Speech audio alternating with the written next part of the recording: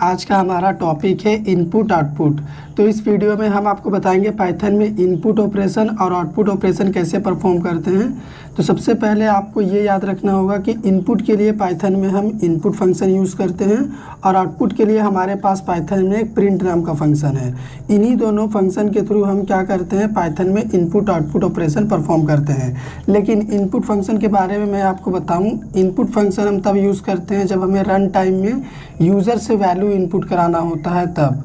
तो यहाँ पे इनपुट फंक्शन के बारे में मैंने क्या लिखा है, in Python programs we use input function to take any kind of data input from the user through the keyboard.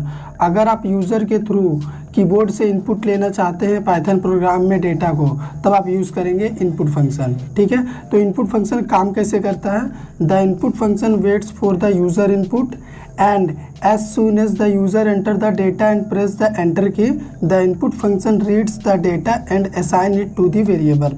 सबसे पहले इनपुट फंक्शन क्या करता है, यूज़र के इनपुट का वेट करता है। जैसे ही यूज़र इनपुट दे देता है, डेटा इनपुट कर देता है और एंटर की प्रेस करता है, उसी टाइम पे इनपुट फंक्शन क्या करता है, जो भी डेटा यूज़र ने इनपुट किया था उसे वेरिएबल में असाइन कर देता है। ठीक है, और हमारा वैल्यू इनपुट हो जाता है। तो इनपुट फंक्शन यूज़ करने का सिंटैक्स क्या है, यहाँ पे आपका होगा वेरिएबल इक्वल टू और यहाँ पे आपका ये इनपुट फंक्शन। इनपुट फंक्शन हमेशा स्ट्रिंग वैल्यू रिटर्न करता है। ठीक है, यहाँ पे आप मैसेज कुछ भी पास कर सकते हैं इनपुट फंक्शन से। तो आप जो भी यहाँ पे मैसेज पास करेंगे, उसके बाद जब एंटर की हिट करेंगे वो वैल्यू जाके वेरिएबल में असाइन हो जाएगा। उसके बाद आपको वो मैसेज के साथ बोलेगा डेटा इनपुट करिए। ठीक है, input function always return string value, यहाँ पे मैंने देखो लिखा भी है, ये स्ट्रिंग वैल्यू ही रिटर्न करता है। अगर आप इंटीजर टाइप का इनपुट देना चाहते हैं तो बाद में आपको उसे कन्वर्ट करना पड़ेगा। हम आपको प्रैक्टिकल में दिखाएंगे वो काम कैसे होगा। ठीक है, लेकिन प्रिंट फंक्शन क्या होता है, प्रिंट फंक्शन का यूज़ क्या है, it is used to display the output on the console. अगर आपको अपने आउटपुट कंसोल में कुछ भी आउटपुट डिस्प्ले कराना है, कुछ भी प्रिंट करना है, तब आप यूज़ करेंगे प्रिंट फंक्शन। और यहाँ पे प्रिंट फंक्शन में आप कोई भी वेरिएबल डायरेक्टली लिख के प्रिंट कर सकते हैं उसके वैल्यू को, या फिर डबल कोट्स में मैसेज भी प्रिंट कर सकते हैं। तो अभी चलिए हम क्या करेंगे, इसी चीज़ का प्रैक्टिकल आपको शो करके दिखाते हैं कि कैसे ये ऑपरेशंस परफॉर्म होगा। इनपुट आउटपुट फंक्शन हम यूज़ करेंगे। प्रैक्टिकल में सबसे पहले हम आपको इनपुट लेना सिखाएंगे कि पाइथन में हम यूज़र से इनपुट कैसे लेते हैं। तो याद करिए, मैंने आपको सिंटैक्स लिखाया था। सिंटैक्स मैंने क्या लिखाया था, इनपुट, और यहाँ पे मैंने आपको बताया था कि प्रॉम्प्ट मैसेज भी हम पास कर सकते हैं, यानी ऑप्शनल होता है, लेकिन अगर हम पास करते हैं तो जब हम प्रोग्राम का आउटपुट देखेंगे तो वहाँ पर हमें दिखेगा। तो मैं यहाँ पर एक सूटेबल मैसेज पास करता हूँ, एंटर डेटा। ठीक है, मैंने मैसेज पास कर दिया तो हमारा इनपुट हो चुका है। तो इस इनपुट को हमें स्टोर भी करना होगा। तो मैं एक var नाम के वेरिएबल पे इसे स्टोर कर लेता हूँ। ठीक है,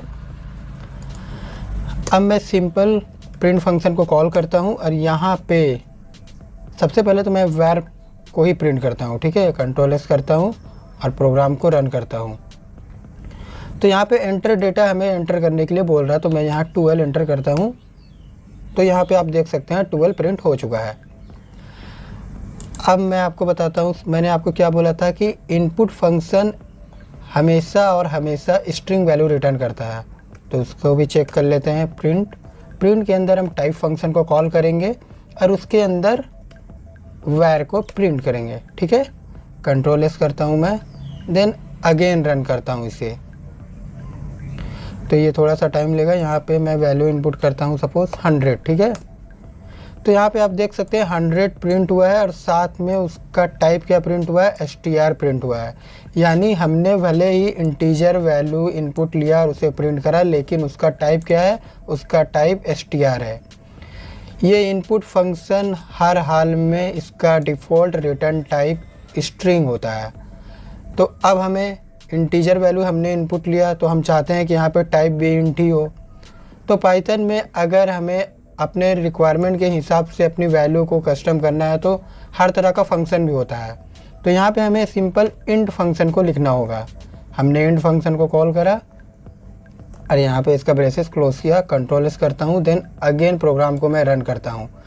यहाँ पे एंटर डेटा बोल रहा, अगर मैं इस बार 100 करता हूँ और एंटर करता हूँ तो देखिए 100 तो प्रिंट हुआ, लेकिन उसका टाइप क्या हुआ, इंट प्रिंट हुआ। इस टाइम इंट इसलिए हुआ क्योंकि यहाँ पे आप देख सकते हैं हमने जो भी वैल्यू यहाँ पे इनपुट लिया इनपुट फंक्शन में, देन उसके बाद हमने यहाँ पे इसका टाइप कन्वर्जन कर दिया, यानी इंटीजर कर दो। और वेरिएबल में फिर इंटीजर स्टोर हुआ, ठीक है। अब मैं चाहता हूँ कि मैं एक फ्लोट टाइप की वैल्यू इनपुट लूँ, तो मैं प्रोग्राम को करता हूँ रन और यहाँ पे इंटर डेटा में मैं इनपुट करता हूँ 12.34। तो यहाँ पे आप देख सकते हैं वैल्यू एरर आया है, यानी हमारा इनपुट क्या है 12.34। हमने यहाँ पे क्या यूज़ करा है, इंट फंक्शन यूज़ करा है। तो इंट क्या करता है, सिर्फ और सिर्फ इंटीजर टाइप का इनपुट ही एक्सेप्ट करेगा। इस वेरिएबल में हम सिर्फ इंटीजर वैल्यू ही स्टोर करा पाएंगे और यहाँ पे हम इनपुट ले रहे हैं फ्लोट, इसीलिए हमें एरर जनरेट कर रहा है, वैल्यू एरर। तो इसका सॉल्यूशन क्या है, यहाँ पे आप इंट के जगह पे फ्लोट फंक्शन हमें लिखना होगा, ठीक है। फ्लोट फंक्शन को हमने कॉल करा और अगेन मैं प्रोग्राम को करता हूँ रन, ठीक है। एंटर डेटा, यहाँ पे जब मैं इनपुट करता हूँ फ्लोटिंग टाइप का वैल्यू, तो आप देख सकते हैं 12.21 प्रिंट भी हुआ है और उसका टाइप क्या प्रिंट हुआ है, उसका टाइप प्रिंट हुआ है फ्लोट, ठीक है। लेकिन अब अगर मैं फिर से प्रोग्राम को करूँ अगर रन और यहाँ पे स्ट्रिंग टाइप की मैं वैल्यू इनपुट लेता हूँ, जैसे मैंने अंकित लिखा, तो यहाँ पे फिर अगेन वैल्यू एरर आया है, couldn't convert string to float. String को आप फ्लोट में कन्वर्ट नहीं कर सकते, आप इनपुट ले रहे हैं स्ट्रिंग और आपने यहाँ पे कन्वर्ट क्या करना चाहा है फ्लोट, तो ये पॉसिबल है ही नहीं। अगर बूल वैल्यू इनपुट लेना होगा तो हमें यहाँ पे बूलियन का यहाँ पे यूज़ करना होगा बूल, ठीक है। तो हम देखिए अलग अलग अगर हमारा रिक्वायरमेंट है तो हमें यहाँ पे चेंजेस करना पड़ रहा, अलग अलग टाइप का फंक्शन कॉल करना पड़ रहा, फंक्शन लिखना पड़ रहा है। इंट के लिए इंट, फ्लोट के लिए फ्लोट। तो इसका एक सॉल्यूशन है, पाइथन में ऑलराउंडर एक फंक्शन होता है, यहाँ पे आप अलग अलग के लिए इसको इरेज करिए और यहाँ पे सिंपल हम इवल फंक्शन अगर लिख दें और कंट्रोल एस करें। अब मैं प्रोग्राम को करूँ रन और यहाँ पे एंटर डेटा, इस बार मैं डेटा एंटर करता हूँ 12.89। तो यहाँ पे आप देखिए 12.89 प्रिंट भी हुआ है, उसका टाइप क्या प्रिंट हुआ है, फ्लोट प्रिंट हुआ है। अब मैं इनपुट लेता हूँ 100, तो यहाँ पे आप देख सकते हैं 100 प्रिंट भी हुआ है और उसका टाइप इंट प्रिंट हुआ है।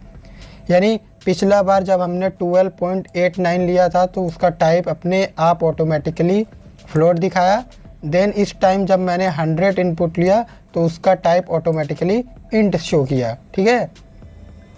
इसी तरह से हम बुलियन वैल्यू भी इनपुट ले सकते हैं। मैं प्रोग्राम को अगेन करता हूँ रन और यहाँ पे अगर मैं लिखूँ ट्रू और एंटर हिट करूँ तो इसका टाइप देखिए अब क्या बता रहा है, बूल।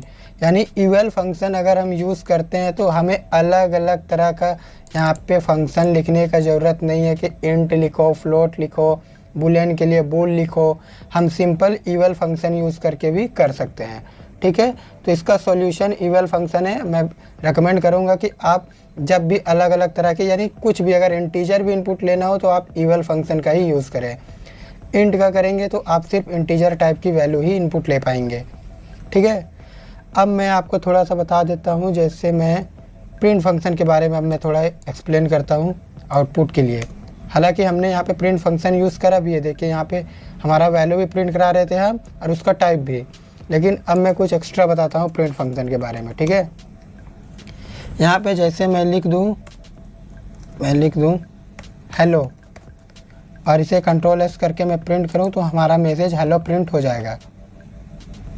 यहाँ पे आप देख सकते हैं हमारा मैसेज हेलो प्रिंट हो चुका है, ठीक है। अब प्रिंट फंक्शन में हम कोमा दे के भी वैल्यू को प्रिंट कर सकते हैं, जैसे मैं यहाँ पे हेलो अंकुश, ठीक है। देन और मैं डबल कोट्स दे देता हूँ, यहाँ पे लिखता हूँ अंकित। कंट्रोल एस करके जब मैं इसे रन करूँगा तो हर तरह की वैल्यू यहाँ पे देखिए, जितने भी वैल्यू मैंने वहाँ पे लिखे हैं यहाँ पे सारी वैल्यू प्रिंट हो चुकी है।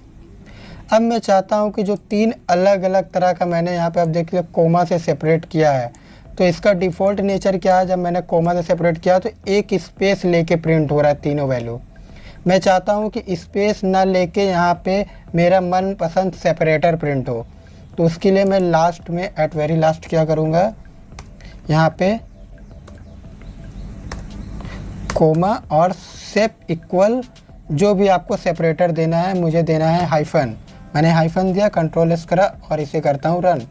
तो यहाँ पे आप देख सकते हैं हमारा जो आउटपुट है वो सेपरेट होके आया है जिस तरह से मैं चाहता था, ठीक है।